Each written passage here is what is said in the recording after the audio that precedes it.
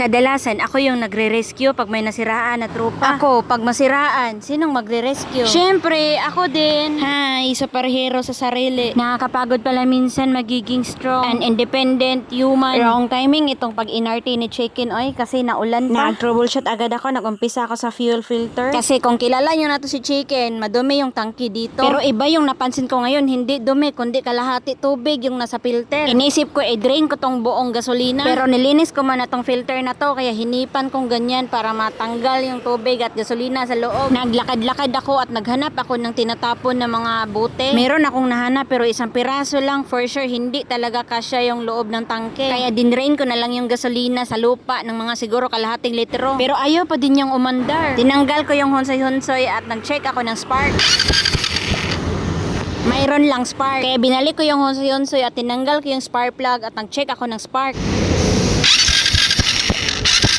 Walang spark yung spark plug. Ibig sabihin, pundido na yung spark plug nito. Kaya tuluyan na ako nag-give up. At naglakad na lang ako pabalik ng factory at nanghiram ako ng motor sa kasamahan ko. Kinabukasan, pagkatapos kong mag-out sa trabaho, excited na akong kunin si Chicken. Kandinang umaga pa talaga kating-kati yung kamay ko na puntahan si Chicken. Although wala namang ikakawori kasi wala namang magnanakaw dito kahit iiwan lang yung motor sa gilid ng daan. Nag-umpisa na ako maglakad, no? May dala ako mga galon kasi inisip ko i-drain ko yung gasolina. Pero may dala rin ako ditong bago na spark plug. Medyo malapit lang to sa factory na pinapasukan ko pero mga 1 kilometro ding lakaran. Dito sa daan, no, makikita nyo madami talagang factory dito. Kaliwa at kanan talaga yung factory dito. Kung gusto nyo pumunta at mag-apply dito papuntang bansang Taiwan. Kung magtatanong kayo kung ano yung aking agency, ang agency ko ay City Employment. Nasa Pedro Hill banda. So kung balak nyo mag-apply, kumpletuhin nyo muna yung mga requirements bago kayo pumunta kasi yung ibang company dito, masisili ka kaagad pag kumpleto na yung requirements mo. Meron din pala ding ilog dito pero walang basura na nakalutang. Malinis yan. Pwede kang manghuli ng tilapia dyan. Maraming tilapia dyan. Medyo nangalay na pala tong paa ko kakalakad at ayan na, nakikita ko na si Chicken, no. Kawawa naman yung motor ko. Sa wakas ay maiuwi ko na to ngayon. Tinanggal ko na kaagad tong upuan so mag-drain na sana ako sa gasolina. Pero naisip ko na palitan ko na lang muna yung spark plug. Pag may spark plug nito, aandar talaga to kahit may konting tubig yung gasolina. Yung iridium pa to na spark plug yung dala ko. Tinanggal ko yung lumang spark plug at tinesting ko na to kung may spark na ba. Ini-on ko yung susi. Mag-ingat pala tayo dito, baka tayo makuryente. Tapos nakita natin, no, malakas yung kanyang spark kaya nilagay ko na tong spark plug na bago. At sobrang excited ko nang matry at aandar na siya. Pero ayaw pa rin niya talaga. Tapos nagtaka ako sa tunog ng makina. Parang kakaiba siya sa pandinig ko. Tinanggal ko yung spark plug at inamoy ko. Amoy gasolina at basa siya ng gasolina. Ibig sabihin okay lang yung pump at injector bumubuga lang ng gasolina. Talaga, sorry. Hindi kita nakita. As in, promise, sorry. Nakaapak patuloy ako ng taklong. Kinakabahan na ako, guys. So dito na ako sa pagtest ng compression. Itakip ko yung daliri ko dyan sa butas ng spark plug. Tapos i-start ko tong motor. Look, mas compression. Uy, ano ko niya? Oh my God, mas compression. Oh.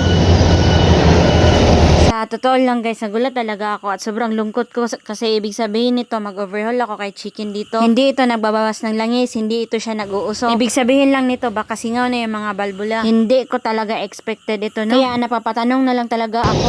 Bakit? Hindi ko matanggap. Ibig sabihin mag-overhaul ako nito.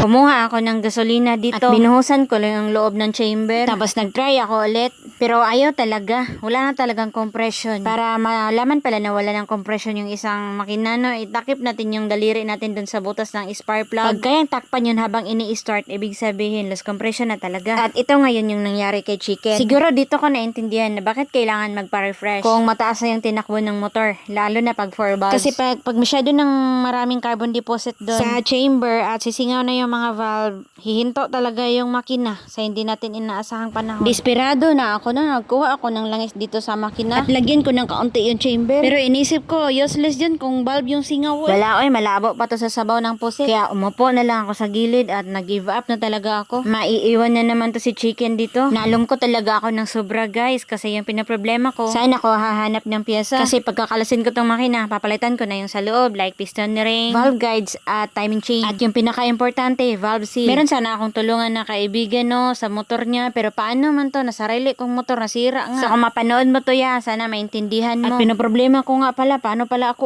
uuwi? Pinla-start ko muna to dito si chicken. Timing naman na si kuya maghatid ng motor sa akin kasi magpatulong mag-install sa ilaw. Ngayong gabi, sabi ko kuhanin na lang ako dito kasi nga nasiraan ako ng motor. Parang hindi ko talaga matanggap guys na masira ng ganito si chicken no.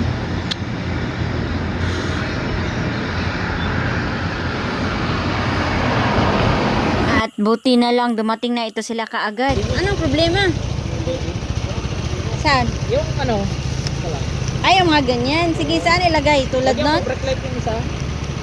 Brake light. Kakabitan lang daw ng mga ilaw-ilaw. Hindi, ito part-time guys ha. Ito si kuya kasi binintahan niya ako ng motor na mura dati. Tapos may usapan kami na ibibenta niya ng mura yung motor niya. Basta gagawin ko yung motor niya ng libre. Kaya ayun yung pinaglalaroan ko sa bahay. At nakaway pala ako na safe at basang-basa guys no. Naabutan kasi ako ng ulan. Hindi naman ako malas no. Kasi timing talaga na naiwan ko yung kaputi ko sa factory. Tapos pagtingin ko ng bahay ng aking mga bibi no ay natanggal tong bubong. Kaya inayos ko muna oy. Kawawa tuloy tong bibi kong putol. Basang-basa siya. Yan lang guys ay thank you for watching.